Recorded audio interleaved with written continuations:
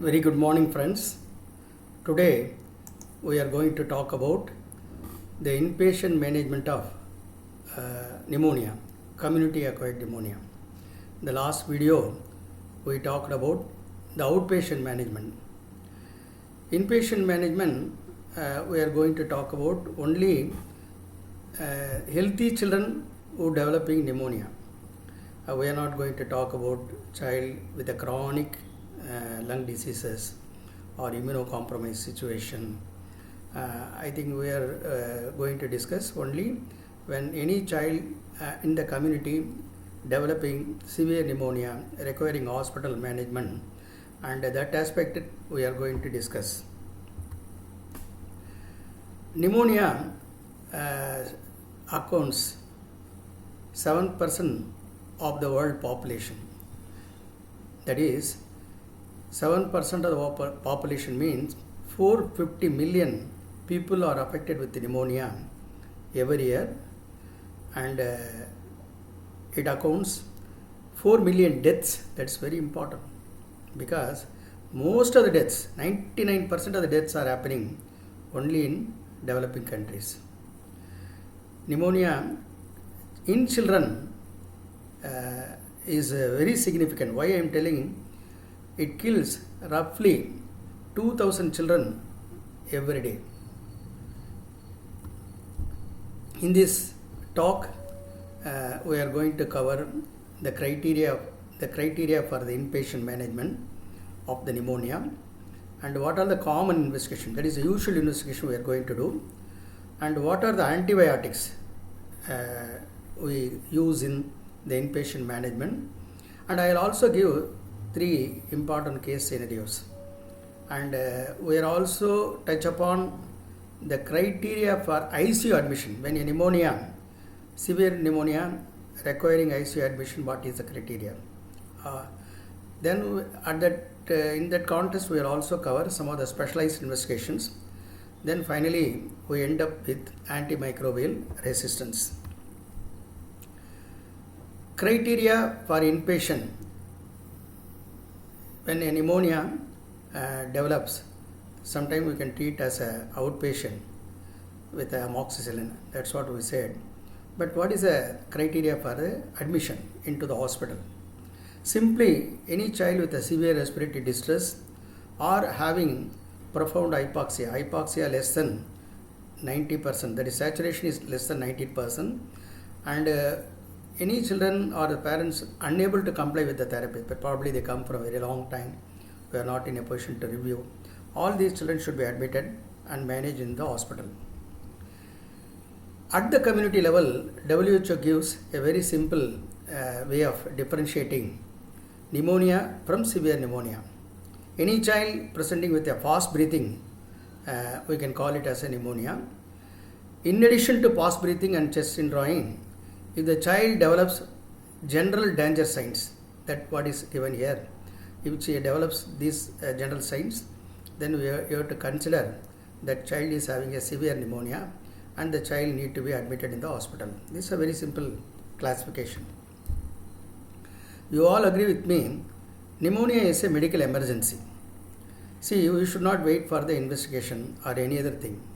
So the child should be started with the empirical antibiotics, but the empirical antibiotics should be chosen in accordance with the age, because the organisms are differ in different age groups.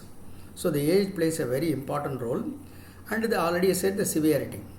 See, the child is having a very severe pneumonia. If the child is already treated in some other hospital with the antibiotics or prior admissions, all these things matters a lot. Investigation, we can do it. We are going to do only selective investigation, and don't wait for the microbiological diagnosis, because I already said it is an emergency. The child should be treated with the antibiotics, and then only when any child comes like that, you have to have small clinical assessment, then you should start it with the antibiotic, then you can do all the investigations. Coming to the whatever may be the case, clinical history and examination is very, very important. Even sometimes sputum gives some important information. For example, a child presenting with a blood tinged sputum, you can think of streptococcal pneumonia. And if the child is having a current jelly-like sputum in adult or older son, you can think of Friedland's Klebsiella pneumonia. Any foul swelling discharge or sputum, you have to say chronic suppuration. Like that, history is very important, and prior hospitalization is also very important. And recently, I just didn't ask about the hospitalization. While we treating a teenager, even 7th day, the patient is not improving. Then only I came to know the child, he got admitted 3 to 4 times in younger age group, 3 years, 4 years. Finally, he seems to have suffering from, we diagnosed this time chronic granulomatous disease. Coming to the examination point, I think grunt, very simple, because grunt is a physiological CPAP. See, the body, when the pneumonia becomes severe, hypoxia becomes severe, and your gas exchange get compromised. So, in body produces a grunt. Grunt means breathing through the closed glottis, thereby increasing the end expiratory pressure, thereby allowing the gas exchange to occur even at the expiratory phase. That is not usually happening. Only in the inspiratory phase that gas exchange happens. And in pneumonia, we do exchange of gases even in expiratory phase. And one more thing, that clubbing. See, even if you are very busy, you look for the clubbing, because clubbing tells a child is having some chronic problem. And even nutrition also is a very important factor. I don't want to tell every investigation, but broadly investigation can be classified as a common investigation and also a specialized investigation. Initially, we will try to cover with some of the common investigation. Of the common investigation, chest X-ray is a very important one, and chest X-ray is considered to be an extension of the clinical examination. Actually, it has some limitation. It gives two-dimensional view of the three-dimensional structure.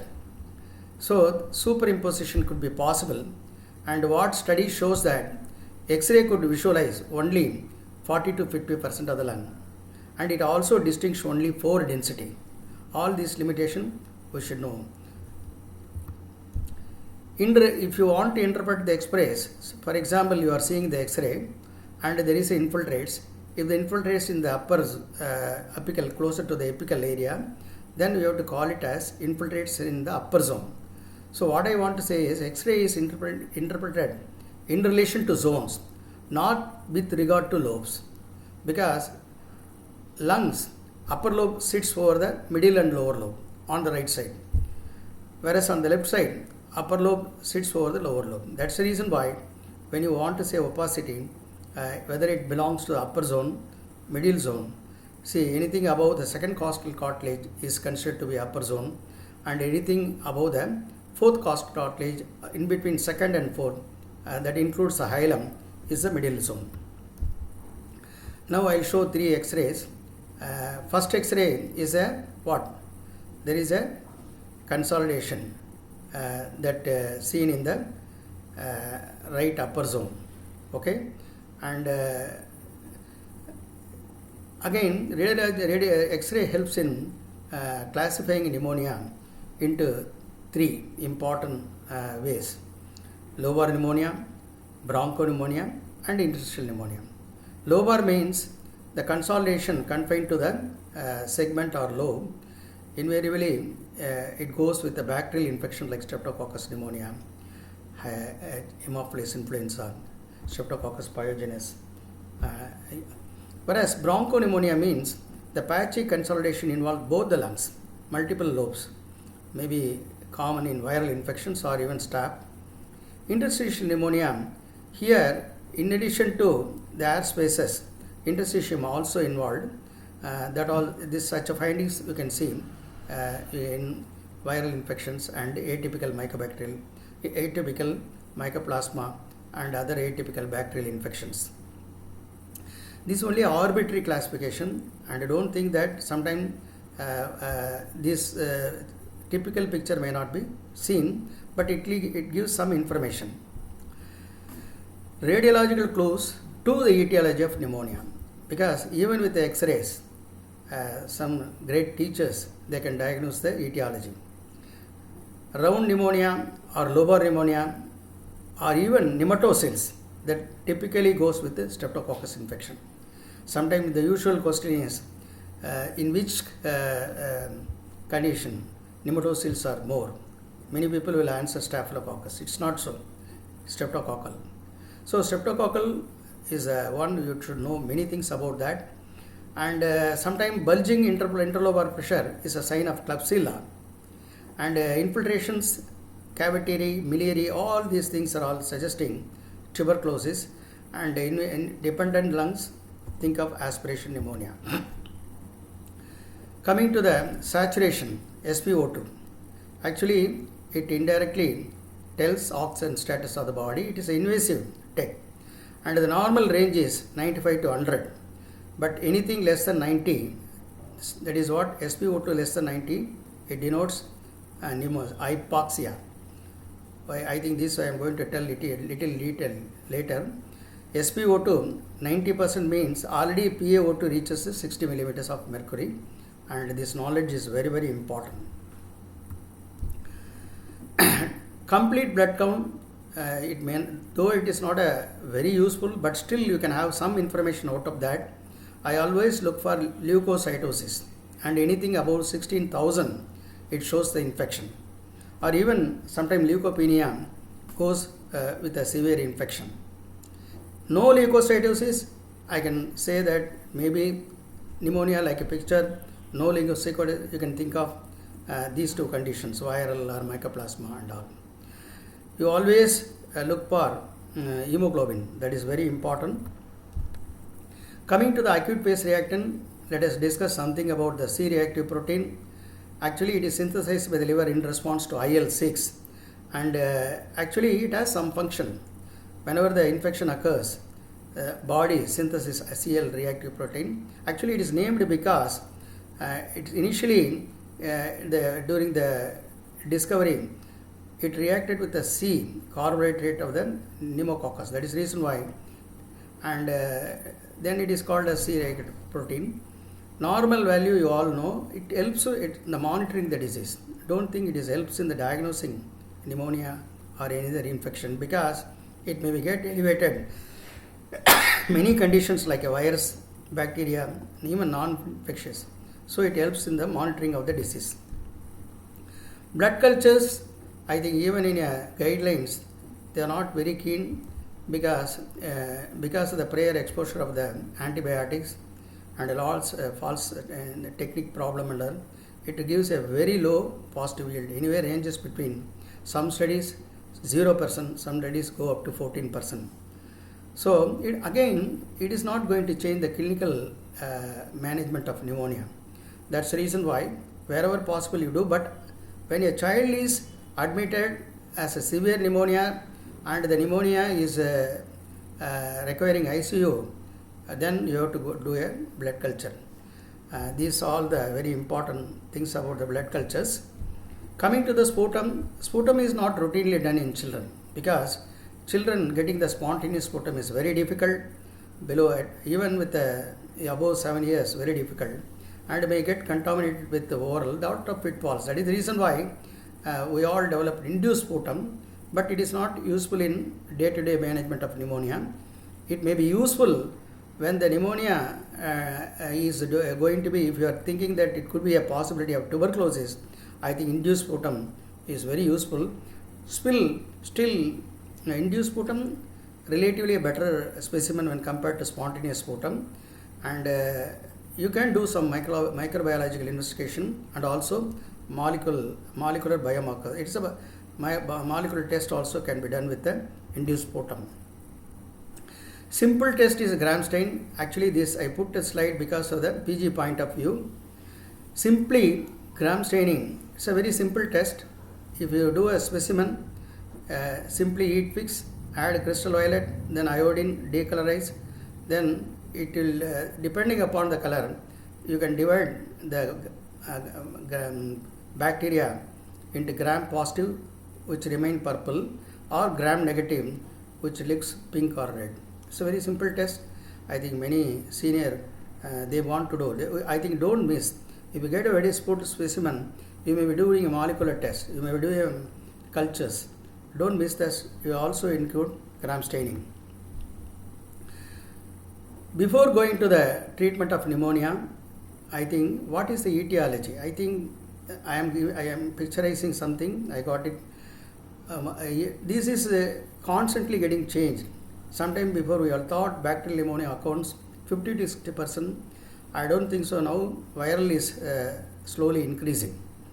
Viral pneumonia accounts 30%, and now some of the studies in younger age group shows this incidence is increasing. And most of the studies reveal lot of mixed infections. Mixed infections in the sense, adults it is being reported 15%, but in children very high. 45% of the pneumonias do have mixed infection, either a bacteria, virus, bacteria, mycoplasma, it's a very common one, bacteria, like that. Coming to the antibiotic therapy, I think antibiotic stewardship, it's a separate topic. So if you happen to treat a pneumonia below 3 months, use third generation cephalosporins like cefatoxin, ceftriaxone with the aminoglycosides. Among the two, younger age group, in newborn period, go for cefatoxin because ceftriaxone by removing the actually it causes the bilirubin getting released from the binding sites, particularly the albumin, and thereby causing the hyperbilirubinemia. That's the reason why they advise to go for cefatoxin with aminoglycoside. Others lab 3 months to 5 years and above 5 years. I think most common organism in this age group is Streptococcus pneumonia. I already said some of the other, I am going to what are the organism, but so I think because of the hospital admission and we don't know what is the child has been treated earlier and all, considering the urgency, we have to go for a little broad spectrum. So go for this co-amoxiclave. This is a very good antibiotic. And if the child is in the older age group, you can also add macrolide. So this combination, co-amoxiclave, macrolide as a initial treatment covers many, and it is a very good combination also. But if it is not responding, then you can go for other antibiotics, higher antibiotics like ceftriaxone and all.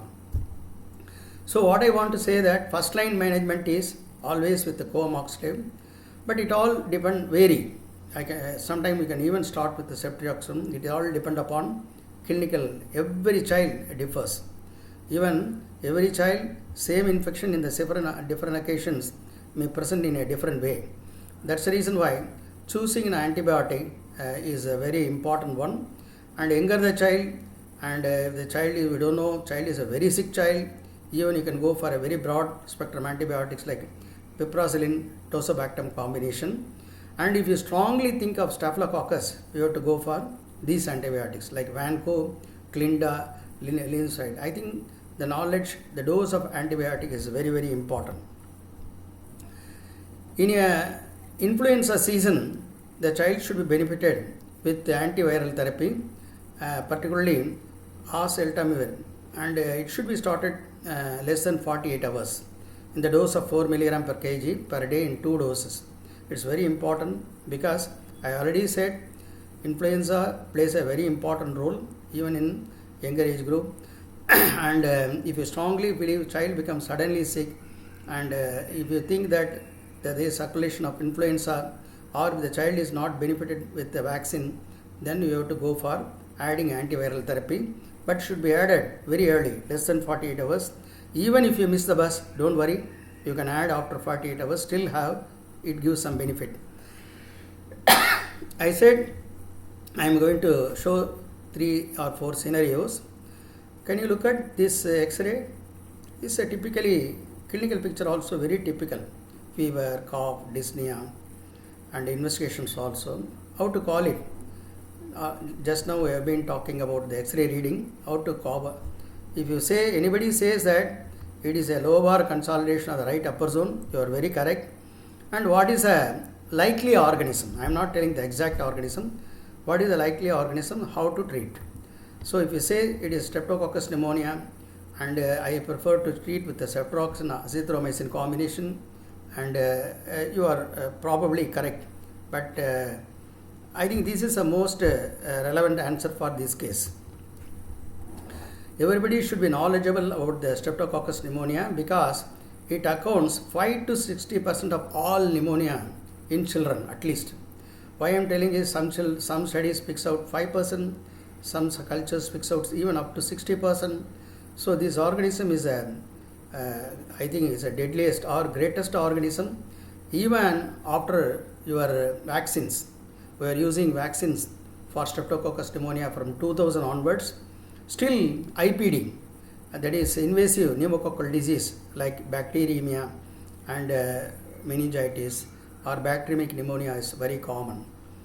So I think we can talk much about that, but this age group is vulnerable. Any children less than 2 years and above 65 is a vulnerable age group because this organism has a very thick capsule and has a lot of virulence factors including pneumolysine. You can study about that. So the best antibiotics is, I think, amoxicillin is outpatient management.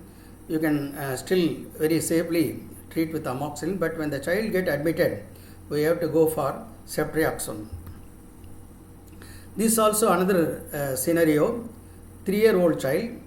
Actually, this is a second admission. How to read the X-ray? It is also typically the clinical presentation, investigation. All these things are all highly suggestive of pneumonia. But the X-ray comes like that. What will? If anybody says that it is nematocils along with the bronchopneumonia, probably you are correct. The right side is nematocils are more, and what it might be the organism. Considering the healed skin lesions, I may think of Staphylococcus pneumonia, and the best antibiotic in this situation is vancomycin with the clindamycin. You should be knowledgeable about Staphylococcus aureus. It is also one of the very important organism, and it has a lot of virulent factors, enzymes, toxins. Particularly the Panten Valentin leukocidin toxin is talked very high because it is even community acquired community level Staphylococcus can produce this, and children are infected with this type of organism that produce Panten PVL, then it will have a very severe course, including severe damage to the lung and severe damage to the skin and all. Staphylococcus aureus can develop resistance either by producing beta-lactamases, and of which the particular type, that is metallo-beta-lactamase, is the one that even inactivate carbapenems. And again, MRSA is very widely talked. It is not because of the enzyme, but it is because of the mutation, because of the alteration. That is because of the MECA mutation. It all alters the binding sites, thereby develops MRSA. And the prevalence of community acquired MRSA is also increasing. And any child presenting with a cellulitis or furuncles developing severe sudden respiratory distress, you have to think of CA MRSA. This is an older child, more or less same, presenting with a cough but low grade fever, and mother also had a similar issues. What you think of? Look at the X-rays.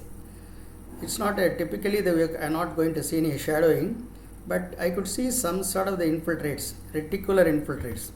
So anybody says diffuse reticular, that's such a thing. Diffuse reticular infiltrates or ILR prominence, maybe go with mycoplasma. Of late, mycoplasma also is increasing throughout the world. Sometime before we thought it is an organism common above 5 years, but even children below 5 years do suffer from this organism.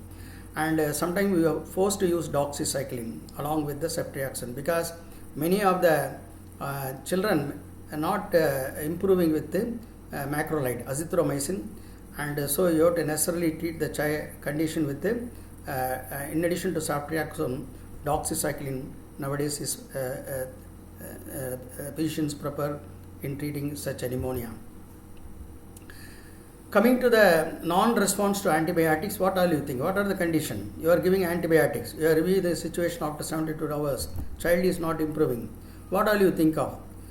Right. It may be due to inappropriate antibiotics, selection of antibiotics, maybe resistant organism, maybe mixed infection, but complication. Complication is very quite common, and sometimes that is the reason why child should be subjected for repeat X-ray after 72 hours.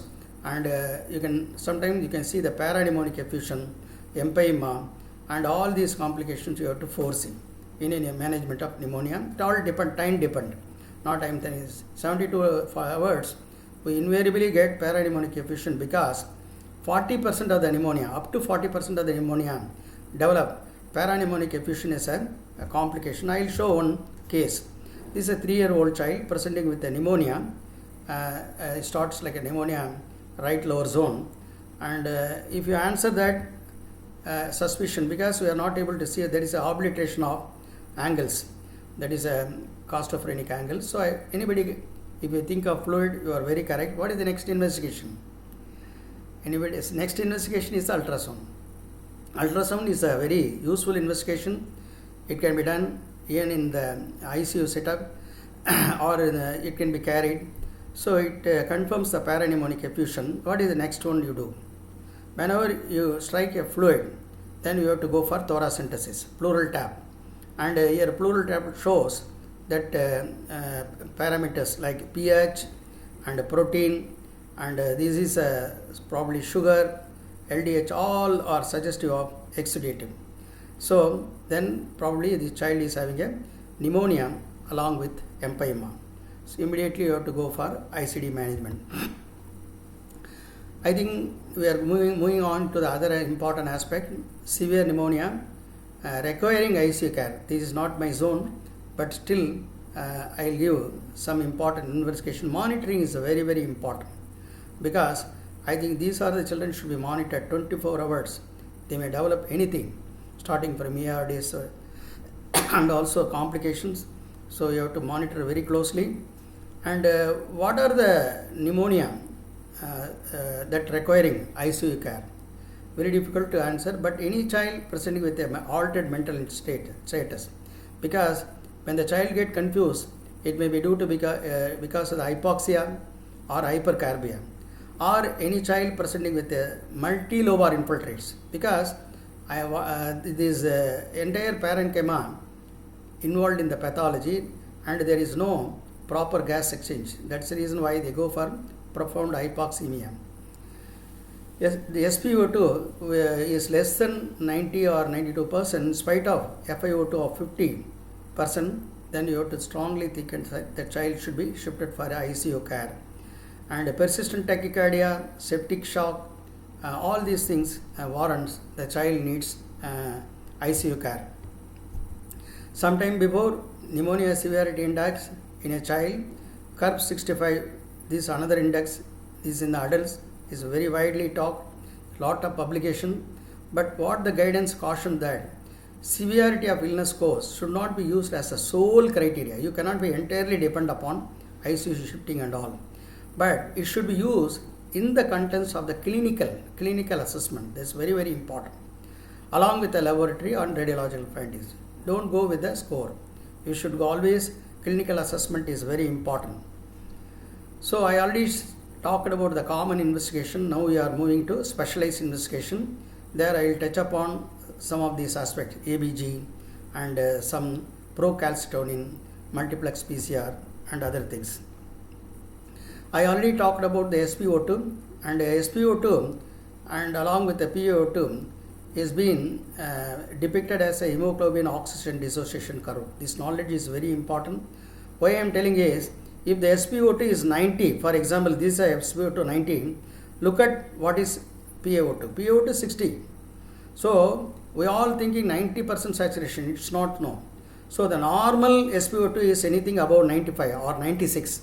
Okay. So anything less than 90 should be very, because anything SpO2, if there's coming down like that, then there is a profound hypoxia.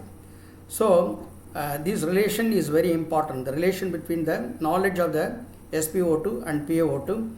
And SpO2 is very simple because it's a non-invasive monitoring, but whereas PaO2 means we have to go for ABG by arterial puncture, and that is the reason why many times we are happy with that, but still children with ICU care we need to monitor with repeated ABG, and you should know how to read the ABG. You should mug up the normal values, normal pH, normal PCO2. I always given one value. I think the one value mean pH means 7.4. PCO2 again 40. Actually this is a PCO2 was the one that reflects the pH.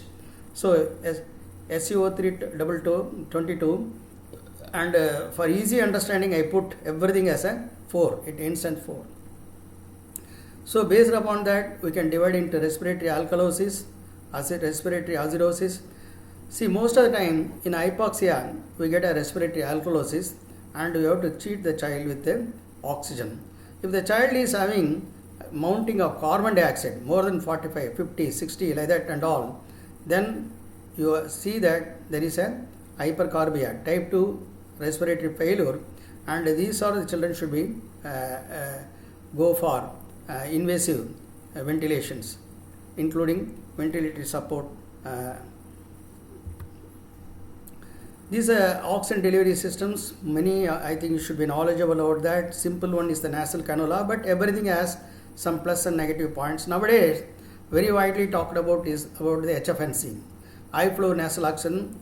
It is a non-invasive respiratory support, and it's also giving a conditioned gas, and by reducing the anatomical dead space, it improves oxygenation. That's the reason why it also promotes the optimal oxygen. That is the reason why many people prefer, even though we have to give a lot of more liters of oxygen, high flow nasal cannula found to be well tolerated by some people, especially in the management of pneumonia, bronchiolitis and other conditions.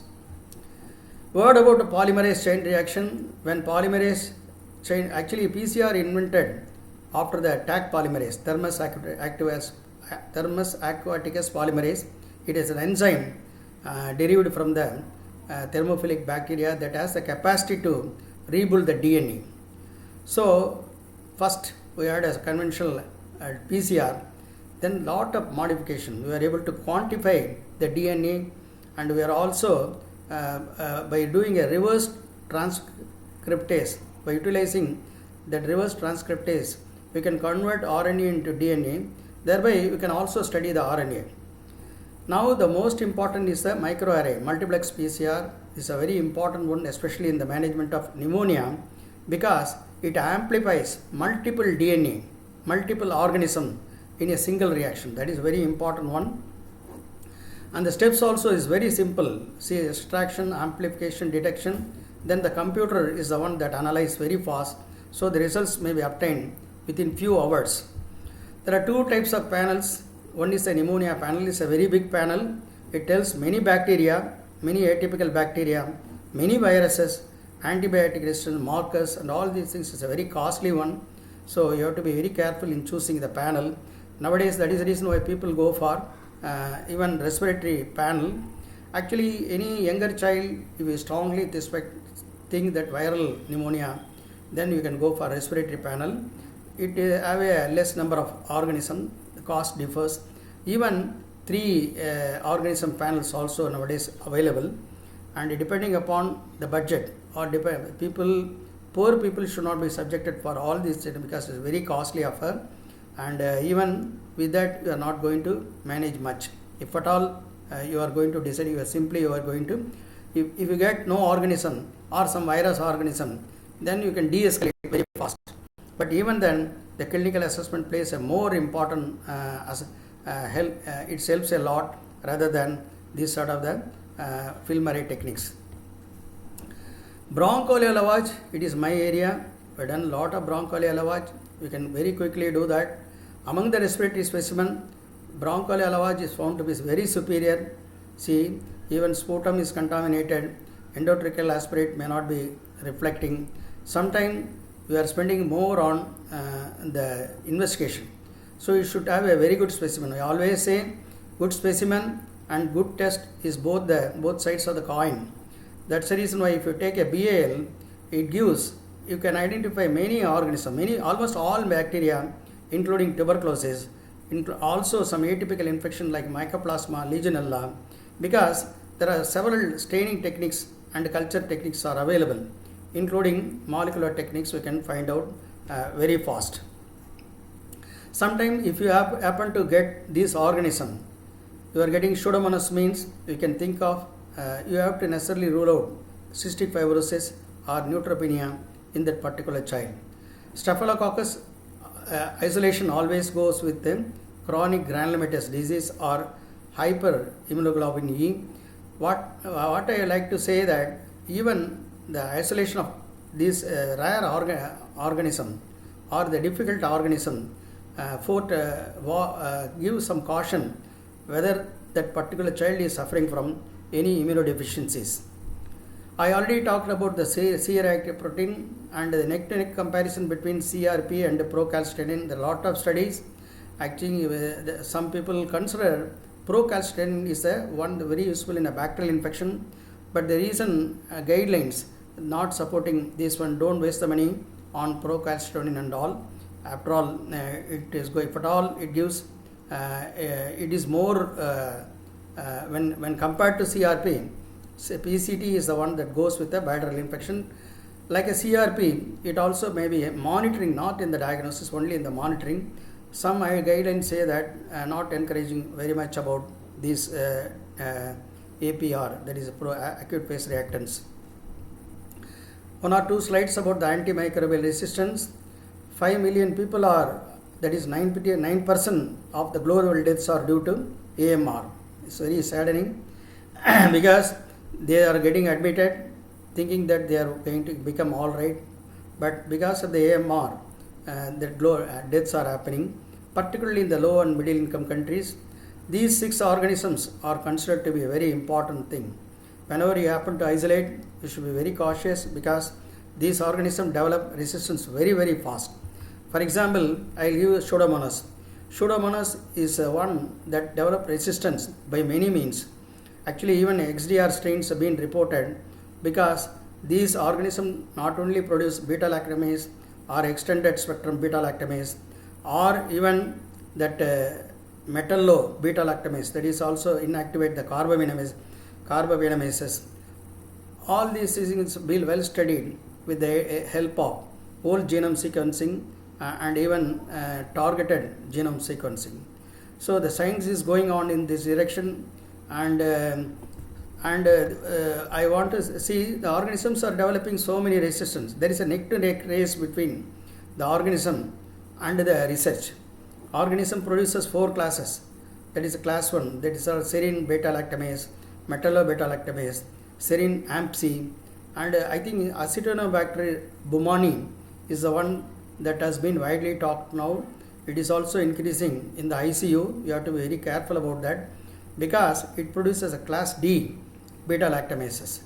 So the science, actually research is going in this direction. We are also, after using clavulanic acid, sulbactam, tozobactam as a beta-lactamase inhibitors, we are also developing some new beta-lactamase inhibitors like 2nd generation avibactam, relibactam, 3rd generation like viborbactam. So there is a neck to neck. We are also doing something, but I am cautioning you that bacteria are versatile engineers because every 20 minutes they divide. So they get mutated.